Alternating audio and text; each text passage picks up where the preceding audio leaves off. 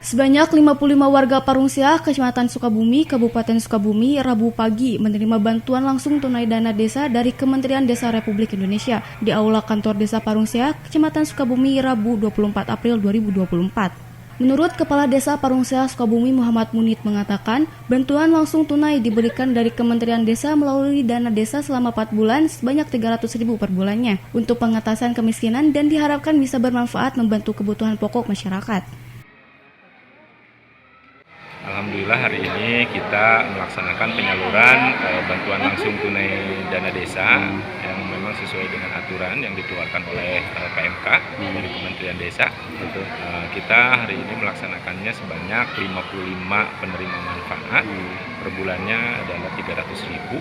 Mudah-mudahan apa yang kita berikan untuk mengentaskan kemiskinan ekstrim yang ada di Desa Parungsiah ini mudah-mudahan bisa bermanfaat dan bisa dipergunakan terutama untuk membeli kebutuhan pokok para penerima manfaat sehingga mereka bisa menikmati hidup dan melanjutkan hidupnya lagi. Sementara itu, menurut salah satu penerima manfaat, Yeni mengaku sangat membantu dan selama 1 tahun baru kembali disalurkan. Bu, udah berapa kali dapat bantuan dari dana desa ini sendiri? Udah mau setahun ya, mau sekarang mulai lagi gitu. Setahun ke belakang udah kan mau sekarang. Oh jadi sering Bu ya mendapatkan bantuan dari desa? Iya, sering. Oke, Bu, gimana sih rasanya Bu?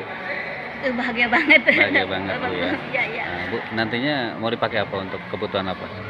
Ya kebutuhan gitu aja, hari-hari gitu. Sehari-hari. Ya. Dengan disalurkan bantuan langsung tunai tersebut, diharapkan bisa membantu dan meringankan warga terutama menghadapi harga sembako yang sedang meroket. Dari Kabupaten Sukabumi, Muhammad Ujang Heriaman, Tim Liputan MGS TV melaporkan.